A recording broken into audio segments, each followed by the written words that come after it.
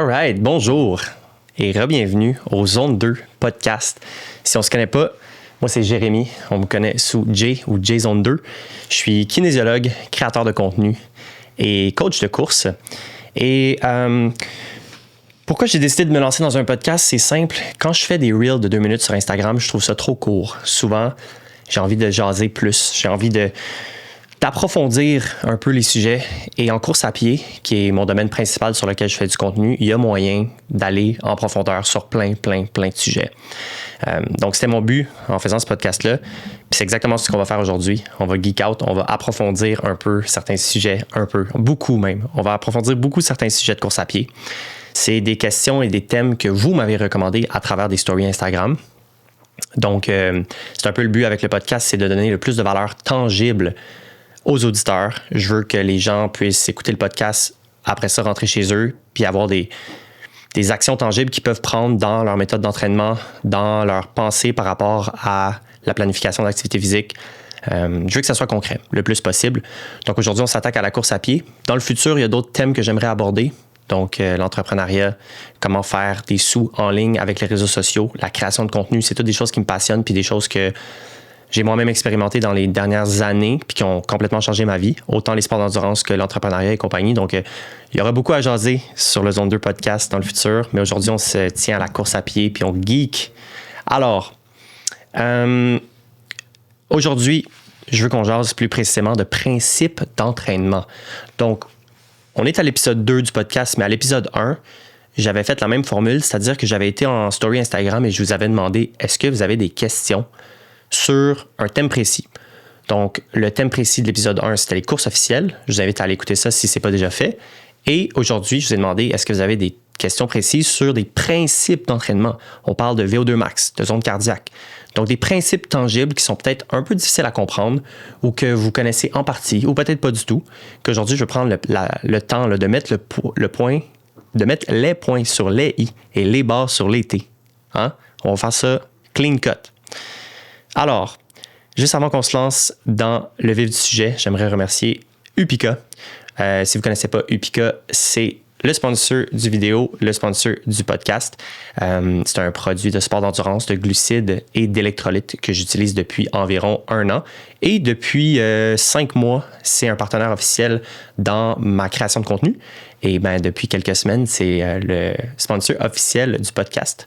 Si jamais vous voulez 10% off pour votre prochaine commande Upika, j'ai le code J10, donc J-A-Y-10, pour 10% off sur la prochaine commande en ligne. Hey, ça, j'aime ça. Plugger mon code, là, ça me fait sentir comme un vrai podcaster. All right. Allons-y sans plus tarder. Donc, parmi les questions que vous m'avez posées sur Instagram, il y en a énormément qui se répétaient, puis c'est normal, c'est des thèmes qui sont méconnus ou mal compris. Parmi les thèmes qui revenaient le plus, le VO2 max. Hein? Ça, c'est sensationnel comme terme, puis on va en jaser. Le lactate et les seuils lactates. Ça aussi, ça revient beaucoup. Et le numéro 1, à ma grande satisfaction, les zones cardiaques. C'est pas parce que mon nom c'est J-Zone 2 puis que le podcast c'est Zone 2, je vous le dis, c'est juste le peuple qui se posait des questions. Alors, je suis là pour y répondre. Donc, on va jaser de ces gros thèmes-là. On va prendre le temps vraiment de les décortiquer. Puis, par la suite, j'ai d'autres questions aussi qu'on m'avait posées qui sont peut-être un petit peu plus niches ou un petit peu plus spécifiques. On va rentrer dans le vif du sujet aussi avec d'autres questions. Mais premièrement, on va mettre les bases puis on va établir la terminologie et on va définir qu'est-ce qui est quoi. Ça mange quoi en hiver? Mon but avec le podcast, c'est que les gens de tous les niveaux puissent apprendre quelque chose. Donc, si tu es complètement débutant, je veux essayer de communiquer l'information d'une façon claire pour que tu puisses suivre, même si je vais utiliser des terminologies un petit peu plus compliquées parfois. Et si tu es déjà un coureur confirmé qui connaît un peu ou bien la physiologie de l'exercice, tant mieux, tu vas pouvoir suivre et comprendre certains principes et en apprendre, je l'espère. Donc, sans plus tarder, je pense que c'est important de comprendre en premier qu'est-ce qui se passe dans le corps quand on s'améliore à la course à pied. J'estime que si tu écoutes ça, c'est parce que tu veux t'améliorer à la course à pied. Mais qu'est-ce qui se passe dans le corps? Qu'est-ce qui fait que l'année passée, quand tu as commencé à courir, ton record personnel sur 5 km, c'était 30 minutes. Puis là, ça fait 1 an que tu cours de façon assidue, puis ton record, c'est 26 minutes. Tu as enlevé 4 minutes sur ton 5 km. C'est super. Mais qu'est-ce qui s'est passé dans ton corps? Je veux dire, quand je te regarde, tu n'as pas changé. Ton poids est peut-être pareil. Ta shape est peut-être pareil. Donc, commençons par ça. Ce qui fait que quelqu'un s'améliore à la course à pied et peut courir plus longtemps ou plus vite, c'est parce qu'il y a des adaptations physiologiques dans son corps qui se créent. Il y a des changements tangibles. Quels sont ces changements-là qui font que tu cours plus vite? Il y en a vraiment beaucoup, mais on va se focusser sur 3 points principaux qui sont fort probablement les 3 points les plus déterminants dans justement l'amélioration d'un coureur. Numéro 1, on va parler de volume d'éjection systolique. Là, ta minute. Tu dis, JJ, tu commences déjà avec des points compliqués. I got you, OK? Le volume d'éjection systolique, c'est super simple. C'est la quantité de sang que ton cœur pompe et expulse dans ton système à chaque battement. Hein? Facile, easy. Et ça s'améliore avec le temps. Donc, plus tu t'entraînes en endurance, plus ton cœur est capable de pomper de millilitres de sang par pompe. Donc, qu'est-ce que ça fait comme adaptation? Ton cœur, il peut pomper moins souvent. Donc, ta fréquence cardiaque, le nombre de battements que ton cœur pompe par minute, peut diminuer tranquillement pour la même quantité de sang dans le système parce qu'il en pompe plus par contraction. Right? Donc, ça, c'est une des adaptations physiologiques principales et qu'on appelle une adaptation centrale et non périphérique. Pourquoi centrale? Parce que ça se passe au niveau du cœur, au centre du corps. La deuxième type d'adaptation, ça va être des adaptations, comme je le disais, périphériques qui vont se passer en périphérie, comme dans les jambes, hein, plus loin dans le corps, comme par exemple dans les muscles des quadriceps, des ischios, des mollets. Donc, prenons justement un exemple. On comprend maintenant le volume d'éjection systolique. C'est super. Passons à la densité et l'efficacité mitochondriale. Encore une fois, tu dis, Jay, bro, tu commences l'épisode. Tu m'as dit que ça allait être facile à comprendre. Reste avec moi, mon ami. I got you. Donc, c'est quoi une mitochondrie? Une mitochondrie, essentiellement, c'est une usine à production d'énergie qu'on a partout dans notre corps. Mais là, on va regarder, par exemple, les mitochondries dans les jambes. Prenons, par exemple, le muscle du quadriceps, le gros muscle à l'avant de la cuisse. Eh bien, on a notre muscle, on a des faisceaux musculaires. Et là, si on continue à zoomer, on a une cellule musculaire. Et dans chaque cellule musculaire individuellement, on a une tonne de mitochondries. Donc, au niveau cellulaire, carrément, là, très petit, il y a ces mini-usines-là qui prennent essentiellement l'oxygène du sang, qui l'amènent, une fois qu'elle est dans le muscle, prennent l'oxygène, prennent les glucides et font une réaction chimique pour créer de l'ATP. L'ATP, c'est la forme la plus simple d'énergie. Et une fois que cette énergie-là est libérée, le muscle peut se contracter et donc te faire bouger. Donc, maintenant qu'on a ça en tête, quelle est l'adaptation physiologique qui permet d'aller plus vite au niveau des mitochondries? Eh bien, chaque mitochondrie, donc chaque usine d'énergie, devient à la longue, avec l'entraînement, plus efficace à créer de l'énergie. Hein? Donc, pour une même quantité d'oxygène qu'elle recevait, elle est capable d'être plus efficace puis de produire littéralement plus d'énergie, ce qui peut amener justement à une meilleure contraction ou plus de contraction musculaire qui amène à une meilleure performance, à te faire courir plus vite. Mais ce n'est pas la seule chose. La mitochondrie,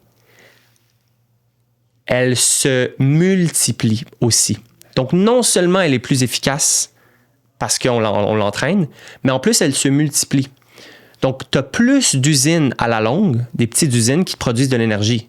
Ça, c'est gagnant pour être plus efficace. Pourtant, ton muscle, lui, il ne grossit pas nécessairement. Il ne change pas de forme nécessairement. Donc, tu as plus d'usines pour le même muscle, pour la même superficie. Donc, c'est pour ça qu'on dit que la densité mitochondriale, donc combien de mitochondries tu vas avoir par muscle, augmente. Et ça, c'est une super façon de produire plus d'énergie et, encore une fois, d'être plus efficace et donc de courir plus vite ou plus longtemps. Un autre principe intéressant, une autre adaptation physiologique intéressante, concrète, qui te rend plus efficace, plus vite à la course à pied, c'est la capillarisation. Ça veut dire que le cœur pompe ton sang oxygéné dans ton système et ensuite, il doit l'acheminer aux muscles pour l'envoyer dans les mitochondries. Mais ce chemin-là, ça ressemble un peu à des racines d'arbres. Donc, c'est des vaisseaux sanguins qui deviennent de plus en plus petits et qui se connectent et qui alimentent le muscle directement. Pour quelqu'un qui n'est pas entraîné, ça ressemble à un petit réseau d'arbres, de racines d'arbres plutôt, qui n'est pas tant développé. Mais à la longue, si on prend un élite, par contre, par exemple, il va avoir un réseau super large et super divisé en plein de centaines ou de milliers de petits capillaires qui vont être plugués dans le muscle pour feeder l'oxygène directement aux mitochondries. Donc ça, c'est une autre adaptation périphérique. C'est la capillarisation qui est de plus en plus vaste. OK. Hein, déjà, on est échauffé, là. Hein? On est dans le vif du sujet. Ça met la table pour tous les principes qu'on s'apprête à parler. Je pense que c'est un peu important de comprendre un peu le cœur, l'oxygénation, les muscles, la production d'énergie. Maintenant qu'on comprend ça, on peut se lancer vraiment dans le vif du sujet. Commençons sans plus tarder par le VO2 max. D'ailleurs, merci pour le nombre de requests et de questions que vous m'avez envoyées. J'ai fait un story, comme je le disais, sur Instagram. Je pense que j'ai eu plus d'une centaine de réponses. Puis sans joke, là, j'ai eu au moins 20 fois VO2 max. C'est mécompris. Donc, parlons-en. Le VO2 max, c'est quoi? C'est la quantité maximale d'oxygène que tu es capable de consommer et d'utiliser. Et ton VO2 max, il peut juste être atteint dans une certaine fenêtre d'effort. C'est-à-dire, si tu fais un 100 mètres all-out, c'est extrêmement exigeant, puis ta respiration elle va être dans le tapis, puis tu vas consommer vraiment beaucoup d'oxygène. Mais est-ce que tu vas atteindre ton VO2 max? Non. Parce que l'effort n'est pas assez long pour que tous les systèmes s'enclenchent et que tu atteignes ta vraie consommation maximale d'oxygène. Tu vas être haut, tu vas en consommer de l'oxygène, tu vas en utiliser de l'oxygène, mais tu n'atteindras pas ton VO2 max sur un 100 mètres. Même chose si tu fais un 5 km. C'est exigeant un 5 km, tu en consommes de l'oxygène, mais l'intensité est un peu trop basse parce qu'elle est trop longue. Un 5 km, ça va être entre 15 et 40 minutes pour la grande majorité des gens.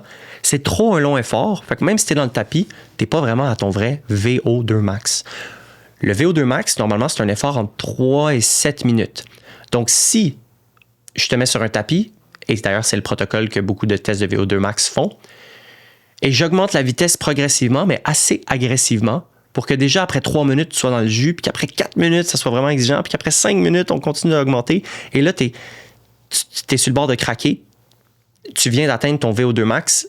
Tu as fait un effort maximal entre 3 et 7 minutes. Donc, tu as atteint ta consommation maximale possible d'oxygène. OK? Et ça se calcule en millilitres par kilo par minute. Donc, combien de millilitres d'oxygène tu es capable d'ingérer dans ton système? Ingérer, c'est probablement pas le bon terme, mais tu es capable de prendre dans ton système et d'utiliser par le système complet cardiovasculaire qu'on vient de parler. Le cœur qui le pompe, le réseau de capillaires qui l'alimente au quadriceps et à tous les muscles, les cellules musculaires qui doivent transformer ça et utiliser l'oxygène, les glucides, les gras pour faire de l'énergie, et ensuite que ça ressorte sous forme de CO2. Donc, c'est toute la capacité de ce système-là à utiliser l'oxygène et à produire de l'énergie. C'est ça, le VO2 max. Donc, évidemment qu'un athlète entraîné va pouvoir prendre plus d'oxygène et utiliser plus d'oxygène qu'un athlète qui n'est pas entraîné par plein d'adaptations, justement, pulmonaires, cardiaques, musculaires. Donc, c'est ça le VO2 max. Maintenant, si on prend la course à pied, parce qu'on peut mesurer le VO2 max à la course à pied, mais on peut le mesurer dans plein d'autres sports, sur un vélo, à la natation. Et vu que le VO2 max, il est dépendant de plein d'éléments dans le système, comme je viens de le mentionner, bien, ton VO2 max, il peut être différent à différents sports. Par exemple, si tu es un excellent coureur et tu as des quadriceps qui sont vraiment entraînés, bien, peut-être que ton VO2 max va être très haut à la course à pied parce que ton système qui te permet de courir est vraiment optimisé. Mais après ça, je vais te faire un test au rameur, au rower, où est-ce que tu vas tirer sur une poulie à répétition. Bien, tes muscles qui tirent comme ton dos et tes biceps, Si tu es un coureur, peut-être qu'ils sont moins entraînés, donc ton VO2 max au row, donc au rameur, il pourrait potentiellement être nettement plus bas parce que tu n'as pas les adaptations physiologiques d'endurance dans tes muscles de dos. Ils ne sont pas entraînés comme tes quadriceps. Donc ça, c'est un petit astérix qui peut être important pour faire une petite différenciation dans les types de VO2 max. Mais souvent, on va se concentrer sur un type de VO2 max pour ton sport. Encore plus sur le VO2 max, là, c'est bien beau d'avoir un chiffre comme par exemple 50 de VO2 max, donc 50 millilitres d'oxygène par minute par kilo. Mais souvent, ça se traduit aussi par une vitesse, par une allure en course à pied. Donc, comme on le disait, le VO2 max, c'est un effort de 3 à 7 minutes, disons 5 minutes. Ça se traduit par quelle vitesse est-ce que tu es capable de tenir pendant 5 minutes à la course à pied? Bien, si dans ton test VO2 max, on estime que tu aurais été capable de garder 5 minutes, 4 minutes du kilo, bien, ta vitesse à VO2 max, c'est 4 minutes du kilo, par définition. Donc, à l'entraînement, si tu veux faire un entraînement VO2 max, tu ferais des intervalles, par exemple, 10 fois 30 secondes on, 30 secondes off à VO2 max, qui pour toi est 4 minutes du kilo. Donc là, tu entraînerais ton VO2 max de façon assez directe, puisque tu irais à ton allure de VO2 max. OK? Donc ça, c'est une façon de le voir. Et d'ailleurs, on va y revenir pour les types d'entraînement différents, là. Les tempos, le VO2 max, les intervalles, les thresholds, on y reviendra pour les types d'entraînement. Est-ce que ça fait le tour pour le VO2 max? Je l'espère. Je pense que ça fait le tour. Ça se peut que je rejump dans le VO2 max, mais je pense que ça fait une bonne introduction. Maintenant, OK. Le lactate. Oh boy, le lactate. Vous avez été nombreux à m'envoyer une question et je comprends. C'est vraiment un concept qui est mécompris et qui est pas facile à comprendre, mais je vais faire de mon mieux pour essayer de vous expliquer ça. Donc, premièrement, c'est quoi le lactate? Si on revient à notre cellule musculaire, notre mitochondrie, elle a produit de l'énergie à travers des réactions chimiques. Dans la mitochondrie, un des carburants qui va être utilisé, c'est le lactate. Il est utilisé parmi plein d'autres affaires qui se passent compliquées que je ne me souviens plus de mon cours de physiologie de l'exercice.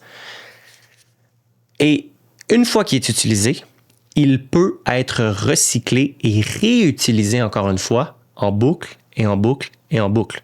Donc le lactate est essentiel à produire de l'énergie dans les cellules musculaires. Mais plus l'intensité augmente de l'effort, donc plus on commence à courir vite, à un moment donné, le corps n'est plus capable de suivre. Il produit du lactate, il l'utilise, mais il n'est plus capable de le réutiliser efficacement. Donc, il commence à le perdre et il l'envoie dans le sang, essentiellement. Parce qu'il n'est plus capable de le garder dans la cellule pour le réutiliser. Donc, quand la concentration de lactate commence à augmenter, c'est signe que l'effort commence à être de moins en moins soutenable puisque le corps est plus capable de le réutiliser. OK? Donc, le lactate va augmenter, mais il n'augmente pas de façon linéaire. Il augmente par petits jumps. OK? Et si, dans un contexte où on va mesurer le lactate, on ferait un test à l'effort, on commence à une intensité très basse, on augmente graduellement jusqu'à une intensité pratiquement maximale. Et à chaque minute, 2 minutes, 3 minutes, on va venir mesurer le lactate en piquant le bout du doigt ou l'oreille, donc pour avoir la concentration de lactate sanguine.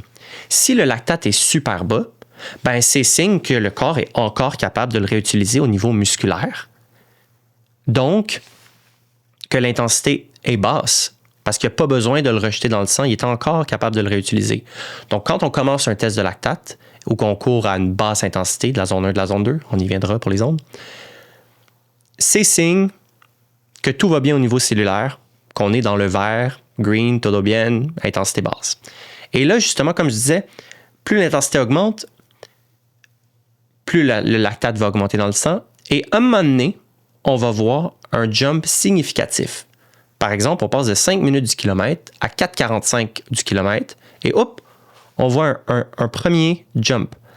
Bien, quand on fait la courbe après ça avec les données, quand on voit ce jump-là, on sait qu'on vient d'atteindre notre premier seuil lactate. C'est la première fois que les données jump de façon visible sur un graphique. Donc, on vient d'atteindre le premier seuil. Et c'est quoi ce premier seuil lactate-là? Qu'est-ce que ça veut dire quand on a un premier saut dans les données? Ça veut dire qu'on vient de passer de la zone facile à la zone modérée. Ou, en termes de zone, la zone 2 à la zone 3. C'est ce qu'on appelle le seuil lactate 1, parce qu'il y en a un deuxième, j'y arrive, ou le premier threshold, the first threshold, ou les Français aussi vont dire le SV1, le seuil ventilatoire 1. Donc ça, c'est tous des termes qui veulent définir le premier seuil, ce qui passe de la zone facile à la zone modérée en termes d'effort. On continue le test. On augmente les kilomètres-heure dépendamment du protocole, à chaque 2 ou 3 minutes. On continue à prendre une mesure de lactate pour voir à quel point notre corps rush ou est-ce qu'il est encore en contrôle. Donc, normalement, le lactate va augmenter un petit peu. Et là, normalement, il devrait avoir un deuxième jump dans les données. Donc, le lactate, on va le mesurer. OK, à 4, il était haut. À 4 minutes du kilomètre, il était haut. Puis à 3,45 du kilomètre, oh boy! Là, il vient d'augmenter de 30%, même si on a augmenté de 15 secondes du kilo seulement la vitesse. On vient d'atteindre notre deuxième seuil, notre deuxième jump. Ce deuxième seuil-là, lui, il sépare la zone modérée d'effort à la zone intense, à la zone hard. On peut dire la zone jaune de la zone rouge, ou en termes de zone, la zone 3 de la zone 4. Donc, ce deuxième seuil-là, c'est le seuil principal qu'on va utiliser à l'entraînement. Donc, si on dit hey, je fais un entraînement de seuil, j'ai atteint mon seuil, j'ai atteint mon threshold, je fais un threshold workout, on réfère pratiquement tout le temps à ce deuxième seuil-là. Parce que c'est vraiment lui qui va nous dire est-ce qu'on est dans le juice ou pas dans le juice? Parce que quand on le dépasse puis on tombe dans le rouge, quand on tombe en zone 4, par le chrono, le temps est compté. Parce que là, le corps est vraiment plus capable de réutiliser le lactate. Donc, c'est une question de temps avant que la machine s'affaisse, avant que tout crash. Maintenant, si tu fais un marathon puis que tu es en zone 4, tu dépasses ton seuil, ce deuxième seuil qu'on peut référer par tout simplement le seuil, le threshold, comme je viens de le dire.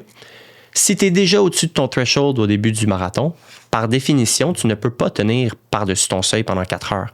Donc, forcément, à un moment donné, tu vas soit pogner un mur ou devoir ralentir.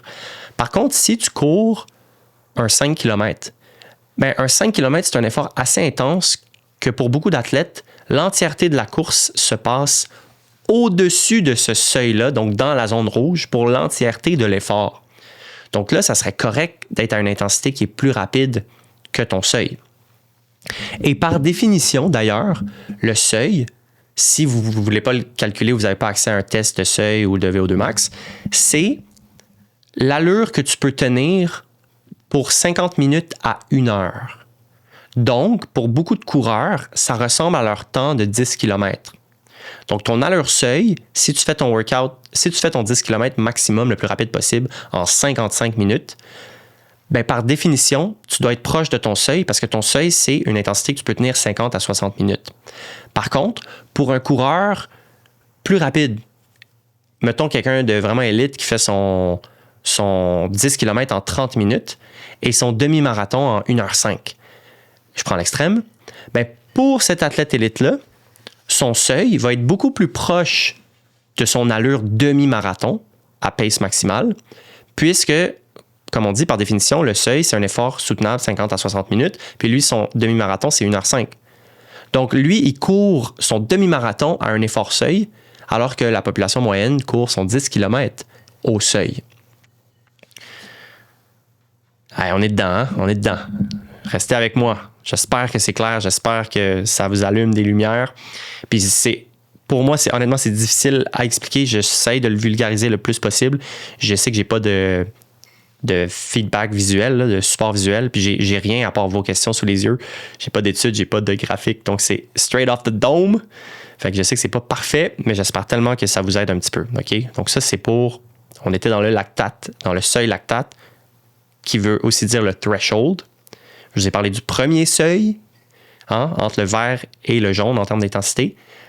Mais la zone 2 et la zone 3 d'ailleurs, on y arrive.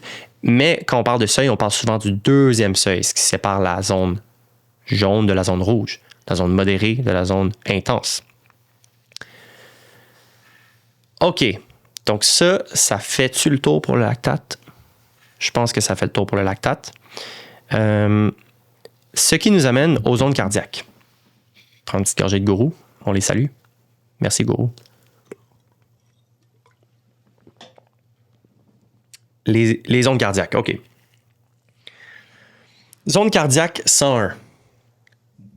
Eh boy, là, on se lance en... Je pensais que le lactate, c'était compliqué. Attachez votre sucre pour les ondes cardiaques, mais honnêtement, il y a vraiment moyen de le simplifier. C'est pas si compliqué que ça. Allons-y.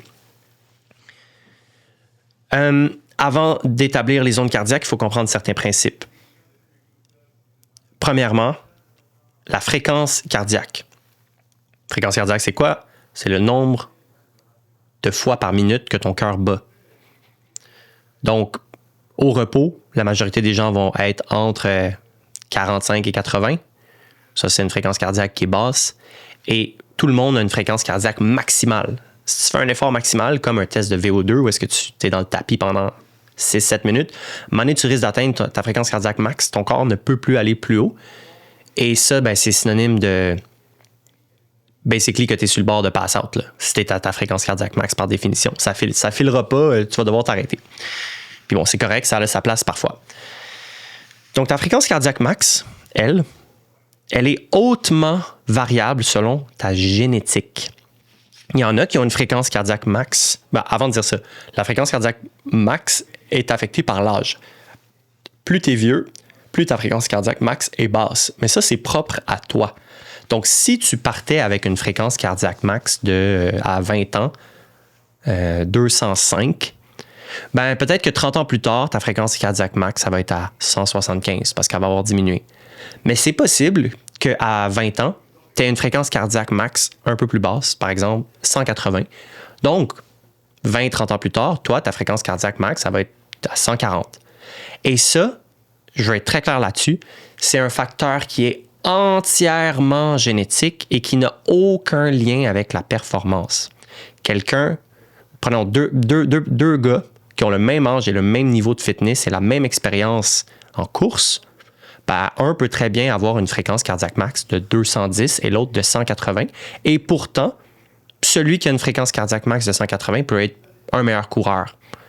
Donc, il n'y a pas d'impact sur la performance quand on associe ça à la fréquence cardiaque max. C'est juste un chiffre. OK? Soyons clairs avec ça. C'est vraiment juste un chiffre. Et ça ne bouge pas avec l'entraînement. C'est 100% génétique. Ça va bouger avec l'âge. Ça va diminuer tranquillement.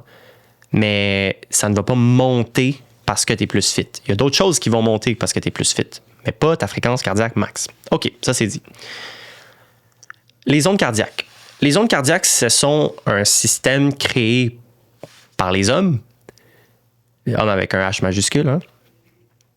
Et il y a plusieurs systèmes de zones. Le plus classique, c'est le système à 5 zones. 1, 2, 3, 4, 5. Il existe aussi le système à 3 zones, qui est un peu plus simpliste. Et il y a d'autres systèmes que je connais moins qui sont plus utilisés en cyclisme à 7 zones, 8 zones. Prenons le plus classique à 5 zones. Ces zones-là, elles nous permettent de savoir justement à quel point on est dans des efforts faciles vers difficiles. Zone 1 étant le plus facile, zone 5 étant le plus difficile. Commençons par définir les zones en termes de perception d'effort. Façon super simple, sans trop aller dans les chiffres pour l'instant, c'est d'aller à la perception d'effort. Si je te dis pendant que tu cours, hey, t'es à combien sur 10 là, en termes de perception d'effort? La zone 1 devrait être, par définition, 1 à 2 sur 10 de perception d'effort. You're good, tu chill. La zone 2 devrait être 3 à 4 de perception d'effort. Encore confortable, mais on commence à augmenter un peu l'intensité, mais ça devrait quand même être facile. La zone 3 devrait être 5 à 6. Donc, vous voyez le pattern. il y a un range de 2 de perception d'effort, donc 5 à 6 pour la zone 3, 6 à 7 de perception d'effort pour la zone 4, 6 à 7. Je recommence, hein? 1 à 2 de perception d'effort pour la zone 1. Pour la zone 2, 3 à 4. Pour la zone 3, 5 à 6 de perception d'effort. Pour la zone 4, 7 à 8. Et pour la zone 5, 9 à 10. Donc, ça, c'est une façon vraiment simpliste, sans trop se compliquer la vie, que si tu t'en vas jogger en malade, je te dis, hey, c'est quoi ta perception d'effort? Puis tu me dis 9, t'es fort probablement en zone 5. Si tu trouves que c'est confortablement inconfortable, tu dis, ouais, je suis à 5, 6 de perception d'effort, il y a des bonnes chances que tu sois en zone 3. C'est une simplification, mais c'est un super outil qui est valide et qui permet quand même d'avoir une idée sans regarder les chiffres. Maintenant, si on plonge dans les chiffres, puis on s'apprête à plonger en tabarnouche, parce que là, on a un gros dossier. Puis on va plonger.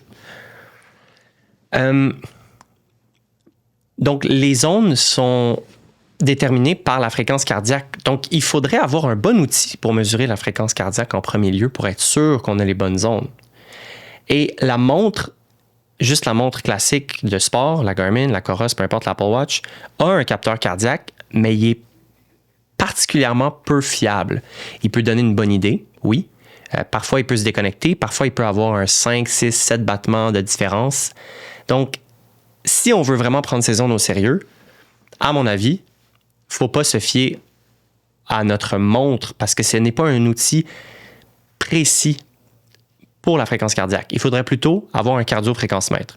Donc ça, c'est le classique chest strap au niveau du thorax, ou maintenant, de façon plus moderne, il y a le armband, donc la bande au niveau du bicep qui permet de capter plus efficacement la fréquence cardiaque. Ça, c'est des outils qu'on sait qui sont accurate, qui sont précis. Donc, ça serait l'étape numéro 1 si on veut prendre ces ondes cardiaques au sérieux. Alors, maintenant, oui, OK, on va prendre en considération qu'on a un bon outil pour le mesurer. On a un chest strap, par exemple. Il y a une façon faisable qui est pas mal pour déterminer nos ondes, mais qui a un taux d'erreur, OK? C'est la première façon que moi, j'avais calculé mes ondes cardiaques. C'est de prendre sa fréquence cardiaque maximale qu'on connaît grâce à un effort. Tu peux carrément aller sur une piste puis courir 6 minutes all out avec ton chest strap, avec ton armband, ton cardio-fréquencemètre, puis regarder ta donnée la plus haute.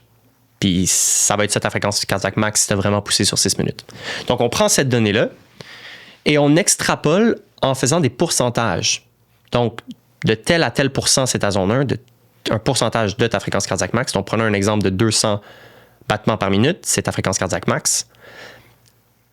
Ben, c'est ça, il va y avoir des zones qui sont déterminées par des pourcentages. Là, déjà, ça se complique un petit peu parce qu'il y a plusieurs façons, il y a plusieurs écoles de diviser les pourcentages en zone cardiaque. Donc, un classique, ça va être moins de 60% de ta FC max, c'est ta zone 1. 60 à 70%, c'est ta zone 2. 70 à 80, c'est ta zone 3. C'est très arrondi, hein? 60, 70, 80. Et ça peut potentiellement être vrai, mais moi, c'est le calcul que j'avais utilisé et je m'étais rendu compte par la suite, quand j'avais fait des tests plus poussés, que ce n'était pas... C'était loin de la vérité, en fait. Donc, encore une fois, c'est une généralisation. C'est mieux que rien, mais c'est une généralisation de prendre ta FC max et de le diviser en pourcentages que tu as trouvé en ligne, des pourcentages de zone cardiaque. Donc, ce qui m'amène à vous dire que la façon la plus efficace de calculer ces ondes, c'est de faire un test de lactate.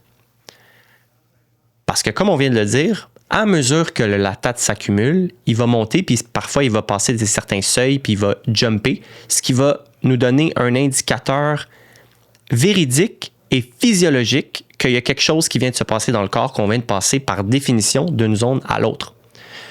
Right? Donc là, c'est vraiment clair pour faire des ondes, parce que quand on fait le graphique, il y a carrément comme des lignes qui se dessinent. Donc, c'est par définition nos ondes cardiaques, hein, à même le sang. Donc, c'est pour ça que c'est vraiment la façon gold standard d'établir ces ondes cardiaques, c'est de faire un test de lactate.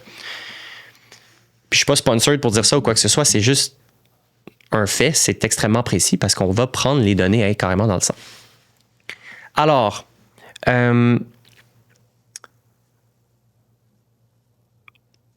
où est-ce que je veux m'en aller avec ça pour la suite des ondes cardiaques? Ben, si tu fais ton test lactate, tu auras la vérité sur tes ondes cardiaques et tu vas savoir que entre tel et tel battement, tu es en zone 1, entre tel et tel battement, tu es en zone 2, entre tel et tel battement, tu es en zone 3, etc. Et là, ça devient intéressant parce que tu peux l'utiliser à l'entraînement.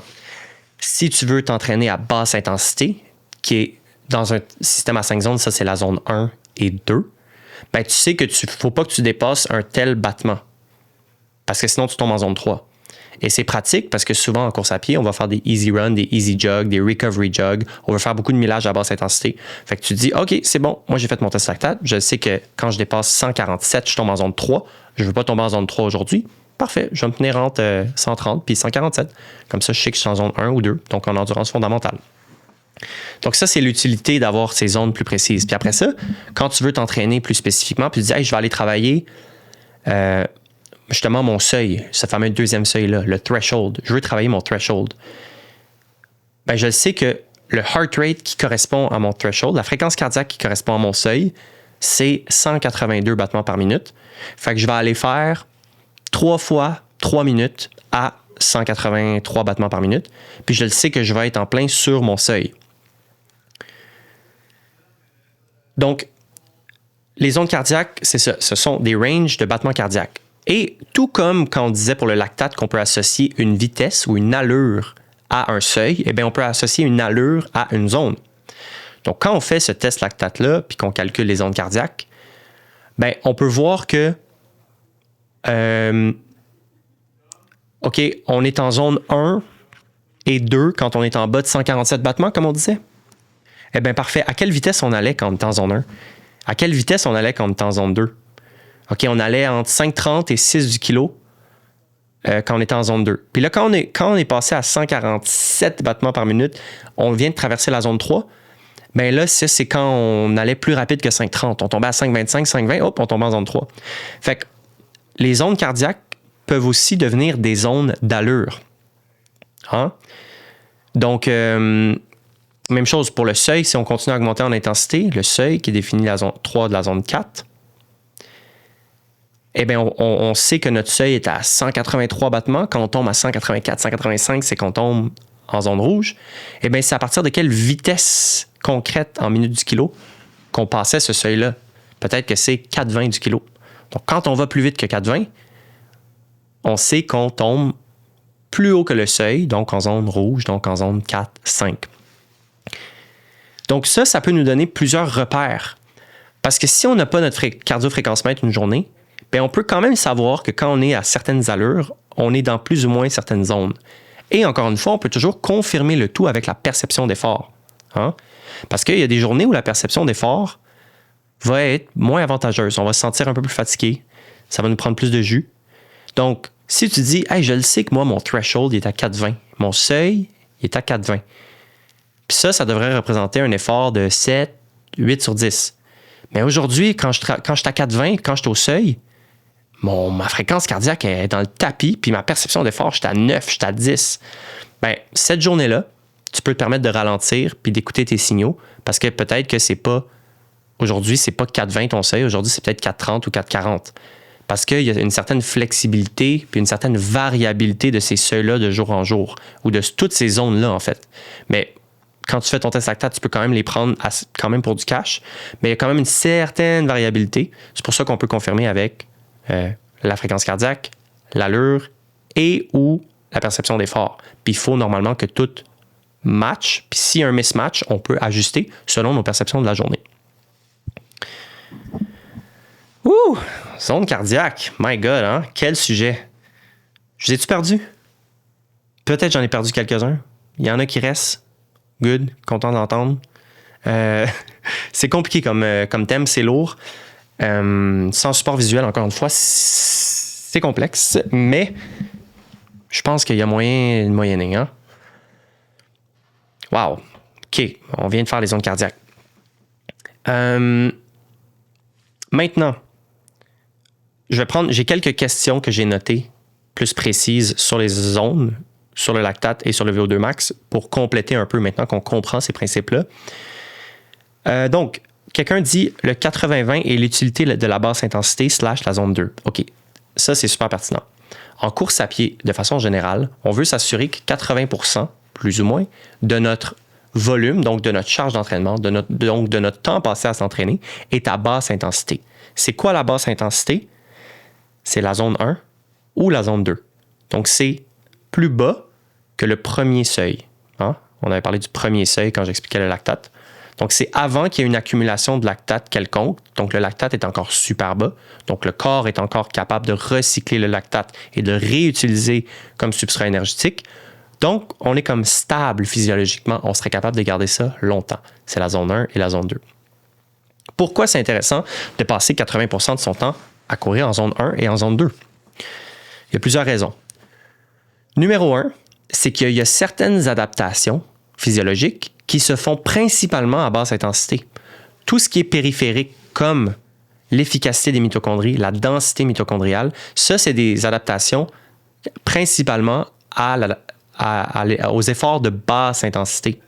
Fait que si tu t'entraînes tout le temps en haute intensité, ben, tu n'es pas en train de maximiser ton efficacité mitochondriale et ta densité mitochondriale. Fait que tu laisses des gains sur la table. C'est une simplification, mais ça donne une idée, OK? La deuxième raison pourquoi c'est intéressant de faire 80% de son temps en zone 2 ou en zone 1 à basse intensité, c'est pour gérer la fatigue. Parce que pour progresser en course à pied, il faut, à travers le temps, courir de plus en plus. Forcément, il faut créer une adaptation. Donc, au début, peut-être que tu cours 5 à 10 kilos par semaine. Bien, si tu cours encore 5 à 10 kilos par semaine dans un an, tu risques de ne pas t'être amélioré beaucoup. Donc, tu vas monter ton millage à travers le temps. Mais si tu veux continuer à monter ton millage sans te fatiguer puis en courant régulièrement, tu n'as pas le choix de courir à basse intensité parce que ça te fatigue moins. Parce que quand tu cours en zone 3, zone 4, zone 5, c'est exponentiellement de plus en plus fatigant pour chaque minute que tu passes à ces hautes intensités-là. Fait que tu ne pourrais pas courir 50 km, tout dans zone 3, 4, 5. Forcément, il va falloir que tu cours à basse intensité. Fait que c'est une façon d'accumuler du kilométrage facilement sans te brûler. Puis on le sait qu'accumuler le kilométrage puis être capable de confortablement courir plus dans ta semaine, dans ton mois, bien, ça se traduit par des meilleures performances. Donc, c'est pour ça qu'on veut prioriser la zone 1 et la zone 2 à l'entraînement.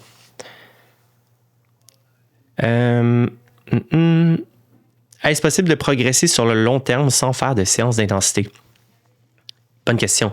Oui, c'est possible. Donc, quelqu'un qui ferait juste de la zone 1 et de la zone 2, puis qui n'irait jamais dans des zones plus hautes, peut clairement s'améliorer.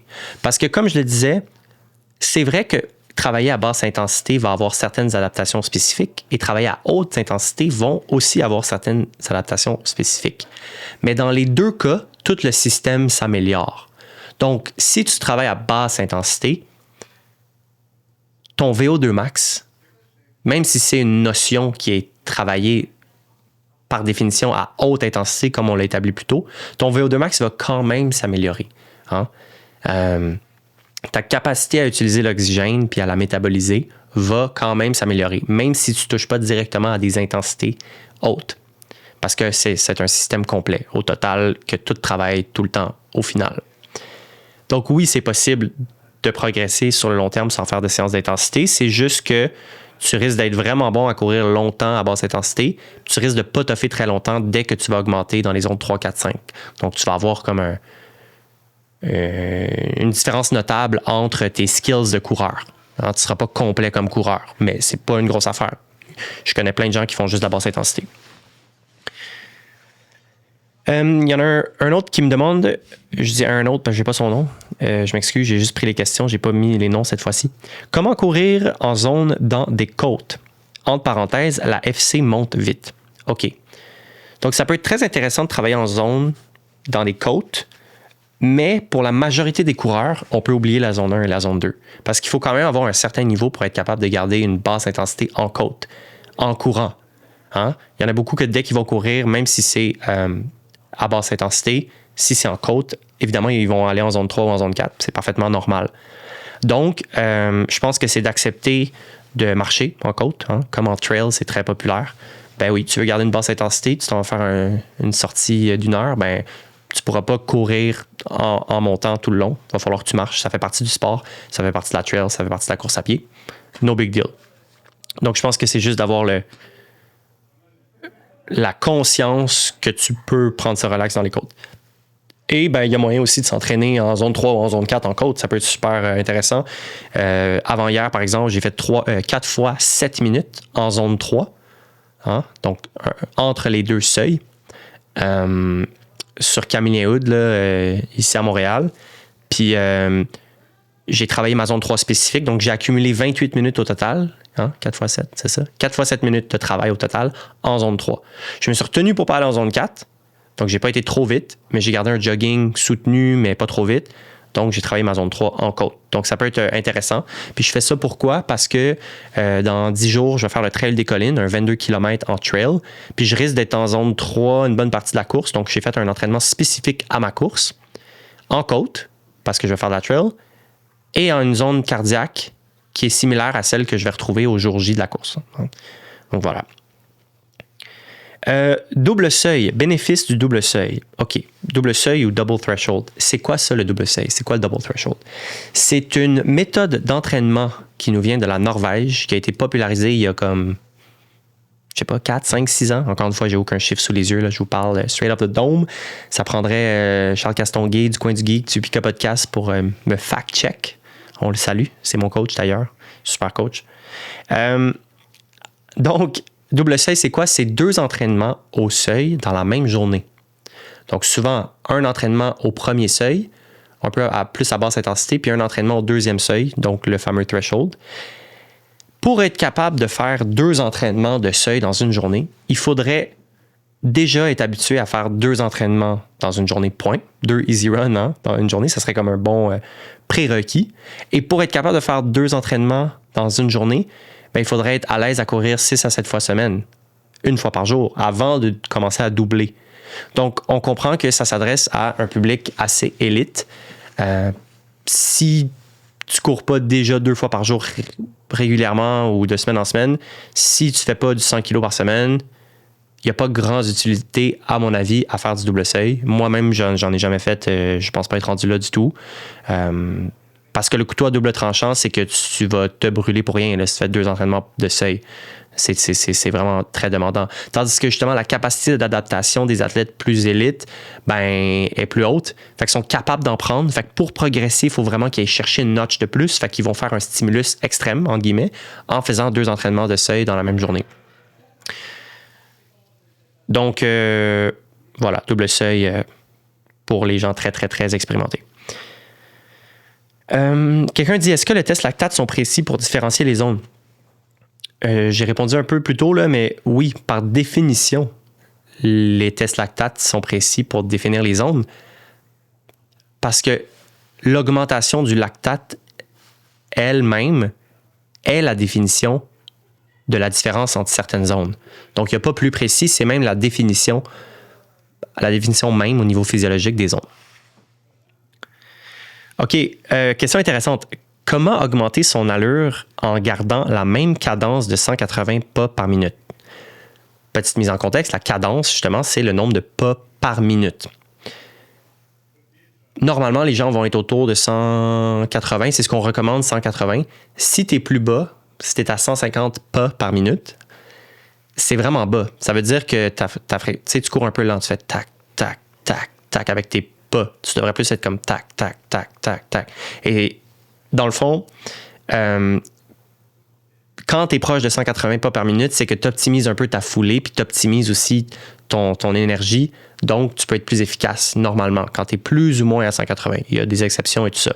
Mais si tu es vraiment loin de 180, c'est peut-être problématique. Donc, la question, comment augmenter son allure en gardant la même cadence de 180? Bien, ça, c'est vraiment intéressant. Parce que tous les coureurs vont courir à plus ou moins 180 en général. Fait que pourquoi est-ce qu'un athlète élite va plus vite? Ben, parce qu'il fait des plus grands pas. C'est simple de même. Si tes pas sont de 1 mètre et que tu en fais 180 par minute, tu vas faire 180 mètres par minute. Si tes pas sont de 2 mètres, c'est une exagération, mais si tes pas sont de 2 mètres par minute, si tes pas sont de 2 mètres puis tu en fais 180 par minute, ben, tu vas avoir 360 mètres de couvert. Donc, en fait, la seule différence entre quelqu'un qui court vraiment vite et quelqu'un qui court plus lent, s'ils ont la même cadence de 180 pas par minute, c'est juste la longueur des foulées. Donc, je pense qu'on n'a pas besoin de se concentrer à faire des plus grands pas. Naturellement, quand tu vas t'améliorer puis tu vas courir plus vite, ben, par définition, tu vas faire des plus grands pas en gardant la même cadence, tout simplement. OK, principe de surcharge et de taper. Ça, c'est une question qui est revenue aussi, le taper, l'affûtage avant une course, hein, quand on prend ça plus relax avant le jour J. Le principe de surcharge, c'est le principe même de la progression en course à pied.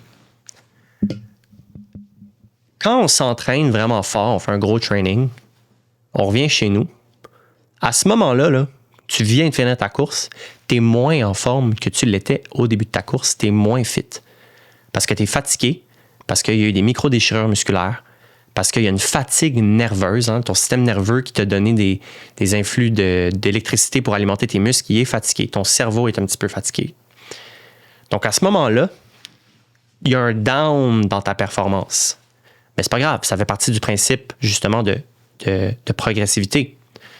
Ce qui va se passer, c'est que si tu arrives à récupérer de cet entraînement-là en mangeant bien, en dormant bien, bien, tranquillement, ton fitness, il va remonter et il va remonter un petit peu plus haut qu'avant ta course. Parce qu'il dit, écris, on a un stimulus, là, on est mieux de s'adapter pour permettre que si la personne refait ça, on soit meilleur, on soit plus efficace pour ce genre d'effort-là. Donc, on est constamment dans une baisse de performance après une grosse séance, une augmentation de la performance quelques jours après quand on récupère, et ainsi de suite. Donc, ça monte, ça descend, ça monte, ça descend. Ça, c'est un exemple que je vous fais d'un entraînement à l'autre, donc d'un jour à l'autre.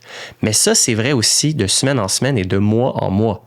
Donc, par exemple, si tu as un bon plan structuré, normalement, tu devrais avoir des semaines de deload. Donc, des semaines où est-ce que le volume, la charge d'entraînement va être un peu réduite. Ça peut être à chaque 3, 4, 5 semaines, dépendamment des circonstances et de l'athlète. Mais tu ne peux pas juste progresser, puis que chaque semaine soit plus grande que la prochaine à l'infini. Il faut onduler un peu la périodisation. Ça veut dire faire des semaines plus hautes, faire des semaines plus basses.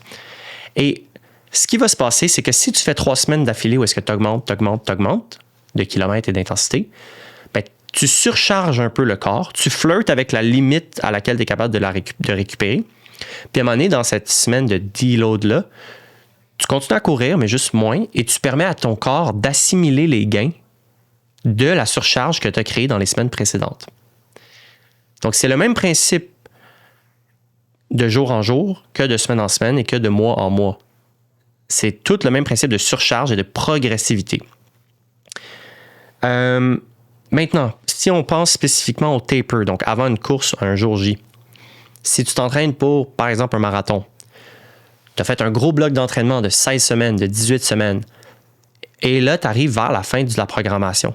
Ben, normalement, tu vas faire un taper, une phase d'affûtage de 2 à 3 semaines, où est-ce que tu vas volontairement prendre ça plus relax pour créer, encore une fois, cet effet de... En fait, le terme, c'est de la surcompensation, où est-ce que tu as créé de la fatigue, puis tu as créé une grosse demande sur ton corps, et là, c'est le temps d'assimiler les gains. Donc, en diminuant la charge d'entraînement, ton niveau de fitness va actually augmenter. Parce que, comme on a dit, ton niveau de fitness, il n'est pas à son meilleur quand tu reviens de ta grosse long run. Il est pire à ce moment-là. Il faut donner le temps au corps de récupérer pour assimiler les gains et augmenter le niveau de fitness et de créer ces adaptations physiologiques-là qu'on a parlé au début. Densité mitochondriale, le volume d'éjection systolique, tous des changements concrets dans ton corps, ça se fait pas en 24 heures, ça se fait en jours et en semaines. Donc, c'est pour ça qu'on fait un taper. Et normalement, le taper, la phase d'affûtage avant une course officielle, va dépendre de la distance que tu t'apprêtes à courser. Si tu cours un 10 km ou un 5 km, ça peut être un gros effort demandant, là. Tu t'en vas courir all out 5-10 kg. Mais tu n'es pas obligé de faire une si longue période d'affûtage. Tu peux faire une période d'affûtage de 7 jours, peut-être 10 jours. Et un demi-marathon, une phase d'affûtage classique serait peut-être 10 jours, 12 jours. Puis un marathon, ça serait peut-être plus comme 15, 18, voire 21 jours de phase d'affûtage. Et juste être clair, dans la phase d'affûtage, on diminue graduellement la charge d'entraînement, mais on garde normalement la fréquence. Ça veut dire si tu t'entraînes 4 fois semaine, on garde les 4 fois semaine. Et on garde aussi l'intensité. Donc, si tu avais 2 séances d'intensité d'intervalle par semaine, on les garde. Mais peut-être que elles vont être de moins en moins intenses, mais on garde quand même de l'intensité pour essayer de garder un maximum des capacités physiologiques, mais en permettant quand même au corps de relaxer un peu et de créer cette surcompensation-là, d'augmenter son niveau de fitness. C'est comme une balance. C'est un art. Puis même moi, en tant qu'athlète amateur puis en tant que coach, je suis encore en train de naviguer là-dedans puis essayer d'optimiser ça. Parce qu'on veut, c'est ça, permettre au corps de récupérer, mais on ne veut pas perdre non plus de niveau de fitness.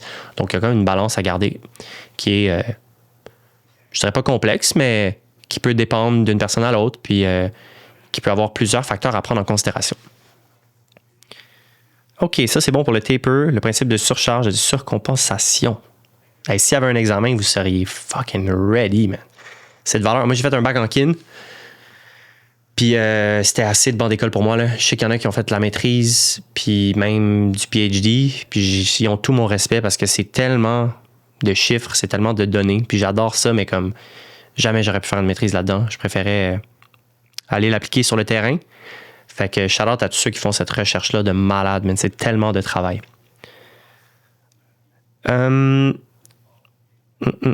Qu'est-ce qu'on a d'autre comme question sur les principes d'entraînement? OK, on a comment éviter les blessures.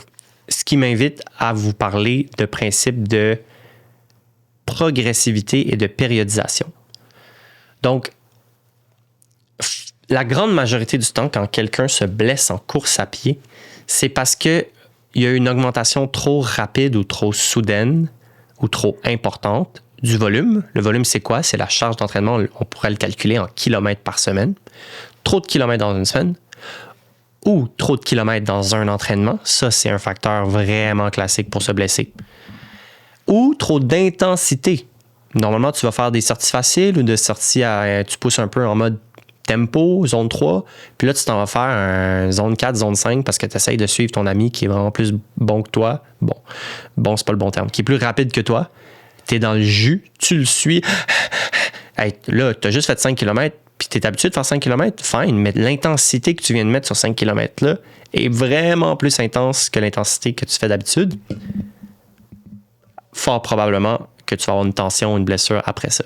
Peut-être pas en une fois, mais c'est ce genre de pattern-là qui mène à des blessures. Ce qui m'amène à parler de la progressivité. Donc, il y a une règle générale en course à pied qui veut qu'on augmente de 10 à 15% le volume, donc on va dire encore une fois le nombre de kilomètres par semaine, d'une semaine à l'autre. Tu fais 20 kilos par semaine parce que c'est là que tu es rendu, OK? 4 fois 5 kilos dans ta semaine. La semaine d'après, tu voudrais ne pas faire plus que 10 à 15% de volume total de plus. Ça sonne comme pas beaucoup, right? Ça voudrait dire que tu ferais 22 kilos la semaine d'après. Tu te dis, ben là, j'ai juste fait 2 kilos de plus. Oui, mais ça va vite. 22 kilos de plus. La semaine d'après, 24. La semaine d'après, 27. Après ça, si tu es intelligent, tu prends une semaine de deload. Donc, tu réduis à 20 pour créer le phénomène de surcompensation, pour donner un break à ton corps. Puis ça, tu reprends à 30 kilos, puis à 33. Puis à 35. Puis là, en dedans de quelques mois, tu peux te retrouver à un volume qui est vraiment plus haut que ce qui était au début. Mais tu as été progressif, hein? Et tu as pris des semaines de repos. On s'entend pas de repos total, mais de deload où est-ce que tu peux baisser le volume de 30%, par exemple. C'est un pourcentage général que je donne, mais ça peut donner une idée. Et ça, c'est la clé pour ne pas se blesser. Parce que si tu ne restes pas dans ces genres de guidelines-là, c'est très facile de se blesser. Donc, ce principe-là de 10 à 15%, il est quand même très, très pratique. Puis c'est un bon guideline. C'est pas parfait, mais c'est un bon guideline. Donc, si tu progresses. Puis là, à un moment donné, tu as une douleur.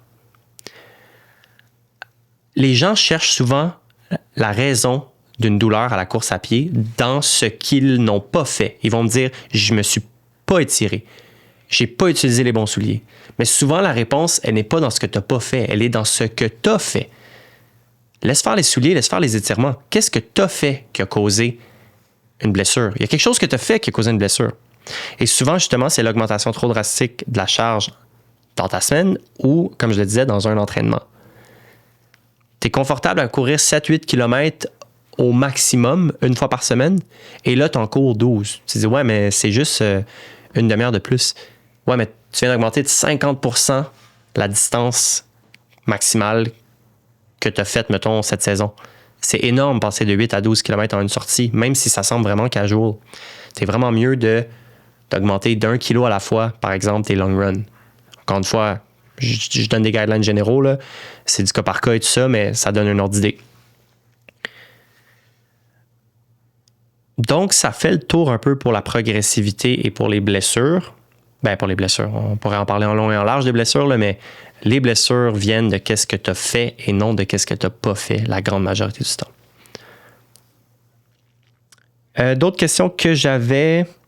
Est-ce que la FC Max affecte la performance?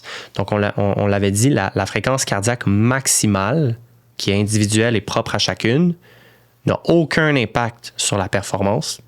Aucun. Moi, j'ai une fréquence cardiaque maximale qui est très, très, très, très haute de nature. C'est entièrement génétique. J'ai 211 de fréquence cardiaque maximale. Il y a des hommes qui courent le marathon en 2h02, 2h03 que leur fréquence maximale est de 172. 40 battements, 50 battements plus bas que moi. Et pourtant, ils performent mieux. Donc, il n'y a vraiment pas de corrélation entre la FC Max et la performance. Courir tous les jours et le principe de quantification du stress mécanique. OK, est-ce qu'on devrait courir tous les jours? Est-ce que c'est une bonne idée? Super question. On pourrait penser qu'un débutant, ce qu'il devrait faire, commencer mollo, courir 2 fois par semaine. C'est pas mauvais de courir 2 fois par semaine, mais c'est préférable de courir plus souvent. Pourquoi? Parce qu'on répartit la charge sur la semaine. Donc,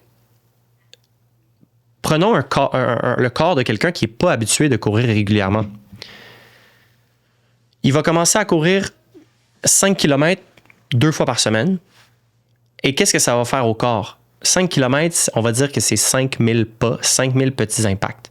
Fait que bang, mardi, 5 km, 5000 pas, 5000 impacts. Ouf! Le corps, il est raqué le lendemain, tout ça. Vendredi, 3 jours après, il reprend. Bang, 5 km, encore 5000 pas, encore 5000 impacts. Et palais, j'ai un peu de tension dans les tibias, j'ai un peu de tension dans les genoux, mais pas grave. Je fais mes 2 fois 5 km. 5 km, c'est non négligeable. Il y a beaucoup de gens qui ont tendance à minimiser ça parce qu'on voit beaucoup de choses sur les réseaux sociaux, mais 5 km, c'est un impact significatif sur le corps quand on est débutant à la course à pied. Donc, la façon idéale, ça ne serait pas de faire 2 fois 5 km dans la semaine. Pour progresser sans se blesser, ça serait plutôt de prendre la même charge d'entraînement de semaine, donc 10 km, mais la diviser sur 5 sorties de 1 à 2 kilos. Il y a plein de gens qui n'auront malheureusement pas la capacité de faire ça parce que leur propre ego leur en bloque. Je ne vais pas sortir pour 1 ou 2 kilos, c'est ridicule. Mais en fait, c'est super pratique. Tu vas sortir pour 10, 15, 20 minutes. Et ça va être une charge d'entraînement qui est adaptée à toi si tu es débutant ou si tu es en retour progressif ou peu importe. Il y a plein de contextes dans lesquels courir 20 minutes, ça peut être utile ou même moins. 5, 10, 15 minutes. Donc, si on va courir le même 10 km qu'on courait avant à 2 fois 5 km, mais qu'on le répartit sur 5 fois, ça fait un moins gros choc pour le corps à chaque fois. Donc, c'est plus facile d'en récupérer. Donc, c'est plus facile de progresser sans se blesser. Donc, tout ça pour dire, est-ce que c'est pratique de courir tous les jours? Oui, si c'est bien dosé. Aussi peu que 5 minutes, 10 minutes, 15 minutes. Et moi, je préférerais courir 5 à 6 fois par semaine pour un athlète, juste parce que 7, je trouve ça intense mentalement. Mais 7, ça peut très, très, très, très bien être faisable. Et il y en a plein qui courent tous les jours, 7 jours par semaine, pendant des mois, sans se blesser. Comment ils font? Ils ont une charge adaptée à leur niveau. Si tu es débutant, comme on disait, c'est peut-être 10 à 15 minutes par jour, mais à un moment donné, tu peux courir 1 heure par jour sans te blesser parce que tu es rendu là et ton corps a fait les adaptations physiologiques nécessaires. Parlant d'adaptation physiologique, on a beaucoup parlé d'adaptation physiologique à l'intérieur du corps, vraiment au niveau cellulaire. Mais si on zoome out un petit peu, il y a beaucoup d'adaptations physiologiques qui sont un petit peu moins profondes dans le corps, on peut dire, et qui nous permettent d'évoluer à la course à pied aussi. En fait, ce sont des adaptations physiologiques de structure. Quand on parle de structure en course à pied, on parle de le métal, le bois qui constitue notre corps, donc en gros les muscles, les tendons et les os. C'est ça qui physiquement supporte notre carcasse et qui nous permet d'avancer, right? Donc, eux aussi ont un travail à faire et un rôle à jouer. Et d'ailleurs, en course à pied, 99% du temps, le facteur limitant ne va pas être le cœur. Le cœur, il est capable de pomper all day. Mais les structures comme les muscles, les tendons, les articulations, eux, ils peuvent faire... Ils peuvent... J'allais dire faillir. C'est un verbe, ça? Faillir? Fail? Ils peuvent rendre l'âme bien avant le cœur. Hein? Donc, c'est important d'être progressif pour ces raisons-là. Puis c'est pour ça que normalement, les gens vont se blesser. Parce que leur capacité des structures, des muscles, des articulations, n'est pas encore rendue au point d'être capable de courir, par exemple, 10 kilos. Donc, quand ils vont aller courir le 10 kilos, le cœur, il dit « All right, pas de trouble. Je te pompe ça pendant 1h30, moi, pas de problème. » Mais le genou est comme « Oh, on n'a pas la densité osseuse ici pour être capable de faire face à ce stress-là. Tu vas faire 10 000 pas. Tu n'as jamais fait plus que 3 000 pas à la course à pied. Là, tu t'en vas faire 10 000 pas dans un 10 km, par exemple. Les chiffres sont off, là, mais on se comprend. Donc, c'est important d'être progressif, justement, pour laisser le temps aux structures de faire les adaptations. Densité osseuse, force musculaire, endurance musculaire, résilience articulaire. C'est toutes des choses qui se travaillent graduellement et qui sont normalement le facteur limitant de la course à pied. On ne peut pas progresser en course à pied plus rapidement que nos structures, que nos articulations. Hein? Je pense que juste de comprendre ça, c'est quelque chose que beaucoup de coureurs ne comprennent pas, mais juste de comprendre ça, ça met les choses en perspective et ça explique pourquoi on ne peut pas courir un marathon sans se blesser en 1 mois. Si tu pars de ne pas courir, c'est pas que ton cœur n'est pas capable, c'est que tes articulations ne suivront plus. Puis si tu t'inscris à un marathon et que tu t'entraînes pendant juste 1 mois, tu risques d'avoir des douleurs de structure, hein, articulaire, musculaire, dès le kilomètre 5, 7, 9, 11, 12. Hein. Quelque part là-dedans, là, d'après moi, là, si tu as juste 1 mois de training, ça va commencer à faire mal. Mais là, tu as encore 42 km, mettons, encore 30 km à faire pour arriver à la ligne d'arrivée de ton marathon, que tu t'es pas entraîné assez pour. Donc, tu as déjà une blessure, tu le sais déjà, tu le sens au kilomètre 12, puis là, tu fais 30 kilos de plus de peine et de misère et tu finis complètement déboîté. Ton corps, il est loin dépassé sa capacité normale d'adaptation. Et donc, tu te blesses. Et donc, après ça, tu peux être off 1 mois, 2 mois, blessé complètement à cause du nombre d'impacts que ça représente de courir un marathon. Bon, c'est le fun. Je pensais pas qu'on allait aller dans cette direction-là. J'avais pas trop pensé à ça avant l'épisode. Mais c'est un point vraiment important, les structures. OK. Est-ce qu'on avait d'autres thèmes? On a fait les ondes, fait le lactate, on a fait le VO2, on a été dans la physiologie. Lactate, je lis les questions en même temps, courir tous les jours, fréquence cardiaque max. That's it, man. That's it. Je sais pas ça fait combien de temps qu'on tourne. Je pense que ça fait un bel épisode. Ça fait beaucoup d'informations à digérer. J'espère que ça a été clair et que vous avez pu en tirer des notions concrètes que vous allez pouvoir appliquer dans votre aventure de course à pied pour vous, pour vos proches. Ça m'allume vraiment de faire des épisodes comme ça. Je suis super content puis j'apprécie la participation à l'avance des gens parce qu'ils m'envoient beaucoup de questions. Donc, j'apprécie déjà ça puis j'ai hâte de voir qu'est-ce que ça va donner quand ça sera publié. Donc, voilà. D'ailleurs, ceci est un podcast solo. Hein, je l'ai mentionné au premier épisode. Parce que je suis en train de m'échauffer à l'idée de faire un podcast. Je me suis dit c'est moins intimidant de faire un podcast solo. C'est pour ça que je vous parle en solo. Et parce que justement, ça me permet d'aller plus deep dans un sujet que si on était 2. Quoique, il y aurait moyen aussi à 2 d'élaborer. Mais pour l'épisode 3 ou peut-être l'épisode 4, déjà, je mijote un invité. Je ne m'attendais pas moi-même à recevoir quelqu'un. Mais là... J'ai comme plein d'idées puis plein de gens qui me sont venus en tête. J'ai parlé à du monde que je pense que vous connaissez et que si vous ne connaissez pas, je pense que vous allez aimer. Donc, j'ai déjà hâte de les recevoir. Fait que déjà, on divague. C'est fini l'histoire du solo podcast. Là, on est rendu 2. Maintenant, on va être 3. Ça roule ici. Ça roule. Mais sans joke, je me laisse cette flexibilité-là pour le podcast. Il va sûrement... En fait, c'est sûr qu'il va y avoir d'autres épisodes solo. Mais déjà, je mijote les épisodes en duo. J'ai très hâte. Fait que merci de votre écoute. Si vous êtes rendu là, dans l'épisode, vous êtes des fucking malades mentales, man. Vous êtes des estis de geeks de pas de bon sens, man. Fait que merci full. On se revoit très bientôt pour un autre épisode. Puis, that's it pour aujourd'hui. On se dit à bientôt. Ciao, ciao.